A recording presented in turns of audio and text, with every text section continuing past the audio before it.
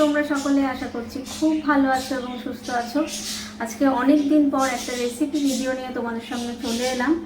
আজকে বানিয়েছি চিংড়ি মাছের পোলাও। তো রেসিপিটা কেমন করে বানালাম, কতটা ইজিভাবে বানালাম, সেটা তোমরা পুরো ভিডিওটা স্কিপ না করে কিন্তু দেখো।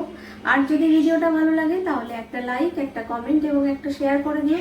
আর যারা নতুন আছো চ্যানেলে তারা অবশ্যই চ্যানেলটাকে সাবস্ক্রাইব করে দিও। ভালো থেকো, সুস্থ থেকো এবং পাশে থেকো। দেখা হচ্ছে আবার খুব তাড়াতাড়ি একটা নতুন ভিডিওতে। ততক্ষণের জন্য টাটা, আর পুরো ভিডিওটা অবশ্যই দেখো।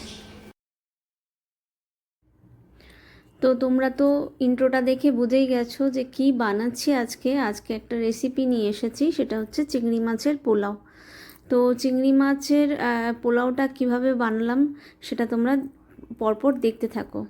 তো আমি প্রথমেই দেখিয়ে দিলাম তোমাদেরকে যে কি কি সবজি আমি দিচ্ছি চিংড়ি মাছের পোলাওতে। আমার এটা একদম নিজস্ব একটা রেসিপি। আমি এরকম করে মাংস দিয়েও পোলাও বানাতাম।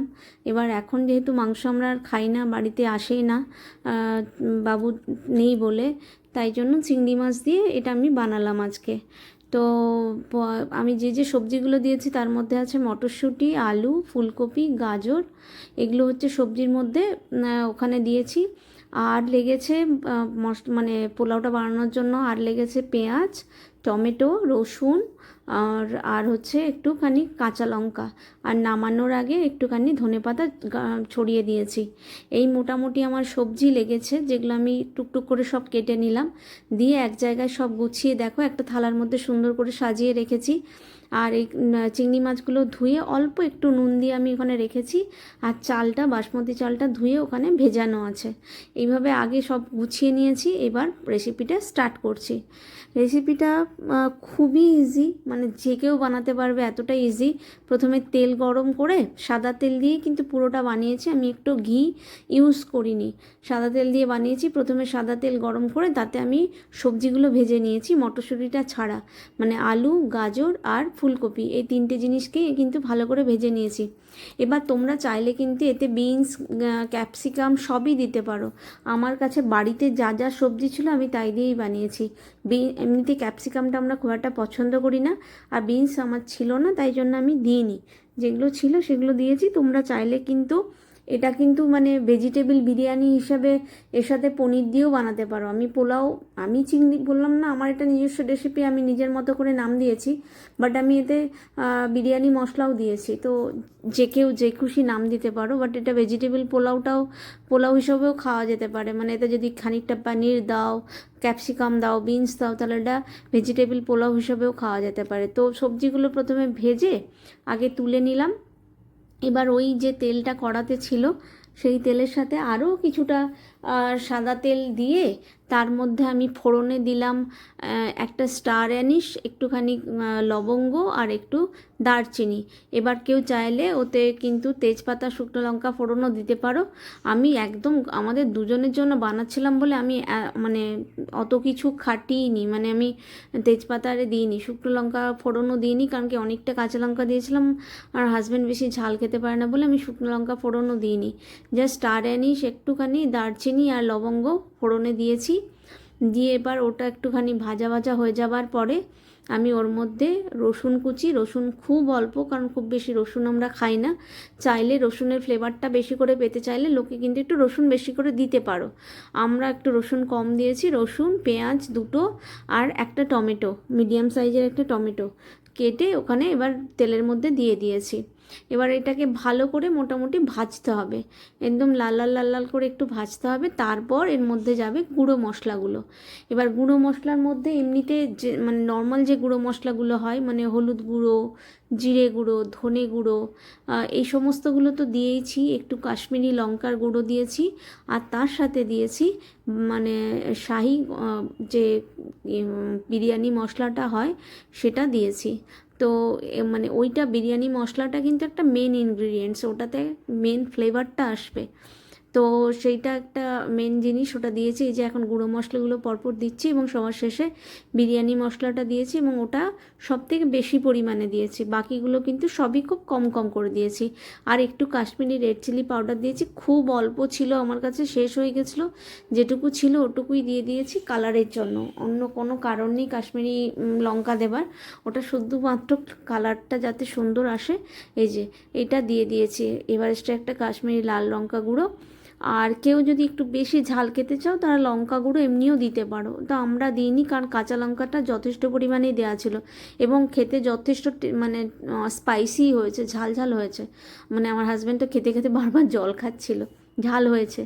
এই যে ভালো করে একটুখানি বিরিয়ানি মশলাটা দিয়ে দিলাম। এইবার ভালো করে এটাকে একটু কষাতে হবে। একদম যখন ভালো মতো কষিয়ে আসবে ব্যাপারটা, মশলাটা, তখন এর মধ্যে দিয়ে দিতে হবে চিংড়ি মাছগুলো। চিংড়ি মাছগুলোকে কিন্তু আমি আলাদা করে ভাজিনি, শুধুমাত্র একটু নুন দিয়ে চিংড়ি মাছটাকে মাখিয়ে রেখে দিয়েছিলাম। তারপর একদম মানে এই মশলাটা কষানো হয়ে যাওয়ার পর চিংড়ি মাছ এর মধ্যে দিয়ে দিয়েছি, কারণ চিংড়ি মাছ তো এমনিতেই রান্না করতে বেশি সময় লাগে না, তো আলাদা করে ভাজার দরকার ছিল না। এই মশলার মধ্যে কষাতে কষাতেই ওটা ভাজা হয়ে গেছিলো। তো এরপরে এই মশলাটা মানে হয়ে যাওয়ার পর এই যে চিংড়ি মাছটা এখন মিশিয়ে দিলাম। চিংড়ি মাছটা একটুখানি ভালো করে কষানো হয়ে যাবার পর এরপর এর মধ্যে একদম দিয়ে দিচ্ছি চাল, মানে যে চালটাকে আমি আগে থেকে ভিজিয়ে রেখেছি, বাসমতি চাল। কেউ চাইলে কিন্তু এটা গোবিন্দভোগ চালেও করতে পারো, মানে পোলাওয়ের আরও সুন্দর ফ্লেভার আসবে, কারণ গোবিন্দভোগ চালের একটা অদ্ভুত সুন্দর মানে ফ্লেভার আছে, একটা সেন্ট আছে, তো এটা দিতে পারো। আমি এটা বাসমতি চাল দিয়েই বানিয়েছি। তো চিংড়ি মাছ দেখো একদম সুন্দর করে চিংড়ি মাছ কষানো হয়ে গেছে, তেল ছেড়ে গেছে। এর মধ্যে দিয়ে দিচ্ছি চাল, তারপরে দিচ্ছি যে সবজিগুলো আমি ভেজে রেখেছিলাম সেই সবজিগুলো, আর দিয়ে দিচ্ছি মটরশুঁটি, যেটা আমি ছাড়িয়ে রেখেছিলাম আগে থেকেই, ফ্রেশ মটরশুঁটি ছাড়িয়ে রেখেছিলাম। আর এর মধ্যে কাঁচা লঙ্কা, যেটা কেটে রেখে দিয়েছিলাম আগে টুকরো টুকরো করে, সেই কাঁচা লঙ্কাটা দিয়ে দিলাম। দিয়ে সবগুলো মিলিয়ে ভালো করে, আর সল্ট, অবশ্যই সল্ট পরিমাণ মতো। আমি কিন্তু সবজিগুলো ভাজার সময় অল্প একটু সল্ট দিয়েছিলাম, আর চিংড়ি মাছগুলোতেও অল্প একটু সল্ট দিয়ে মাখিয়ে রেখেছিলাম, তাই সেই পরিমাণটা বুঝে চালের আন্দাজে সল্টটা দিতে হবে, ওটা যে যার মানে টেস্ট অনুযায়ী।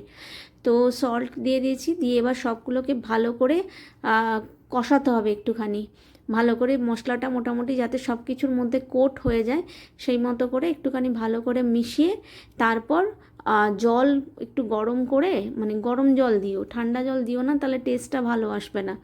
জলকে আমি আলাদা করে সসপ্যানে একটু গরম করলাম, সসপ্যানে গরম করে তারপর যে বাটির মধ্যে আমার চালটা ছিল, অ্যাকচুয়ালি সে বাটি ভর্তি ছিল না চালটা, আমি 250 গ্রাম চালের মানে বানিয়েছি জিনিসটা, তো ওই মোটামুটি ওই বাটিটা ভর্তি 1 বাটি জল আমি ওর মধ্যে দিয়ে দিয়েছিলাম। প্রথমে যে জলটা দিয়েছিলাম সেটা ওই 1 বাটি ভর্তি জলই দিয়েছিলাম। তারপর ওটাকে আমি মাঝে মাঝে এই যে এই বাটিটা ভর্তি করে জল দিয়ে দিয়েছিলাম, আর মাঝে মাঝে আমি নাড়াচ্ছিলাম আর দেখছিলাম যে জল লাগবে কিনা। তো শেষের দিকে ওই বলতে পারো যে 2 স্পুনের জল যেটা হয়, মানে টেবিল স্পুন যে জল হয়, সেই 2 টেবিল স্পুন জল আমি ওপর থেকে হালকা করে একটু দিয়ে দিয়েছিলাম।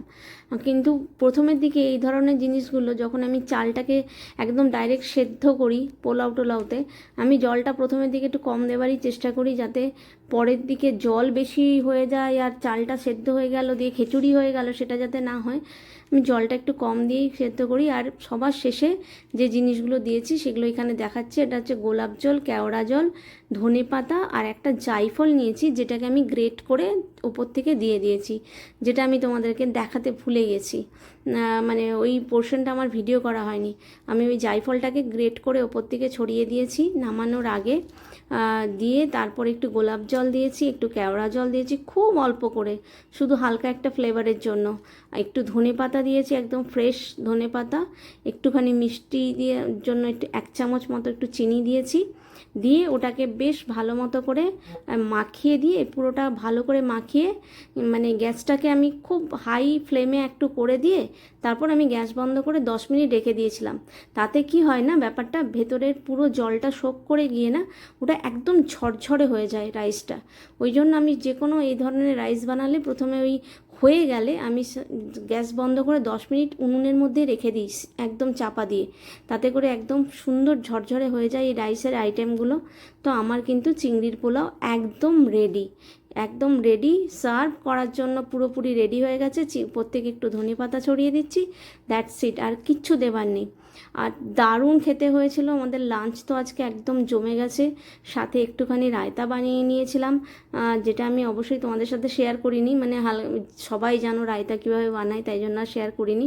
তো রায়তা দিয়ে এই মানে চিংড়ির পোলাওটা যা খেতে হয়েছিল না, মানে লাঞ্চ একদম বললাম না জমজমাটি লাঞ্চ হয়েছে আজকে আমাদের সানডে লাঞ্চ। তো শিল্পী যেহেতু আসেনি, রান্না যেহেতু আমাকে করতেই হতো, তাই মনে হলো তোমাদের সাথে একটা রেসিপি শেয়ার করি। কারণ রেসিপি আজকাল আর একদম করা হয় না, সময়ও হয় না আর ইচ্ছেও করে না। যেহেতু মানে বাবু বাড়িতে নেই, তাই জন্য আর সত্যি কথা কোনো রেসিপি বানাতে একদম ইচ্ছে করে না। আর ও যেহেতু মাছ খায় না, তাই জন্যই চিংড়ি মাছ দিয়ে এটা বানালাম।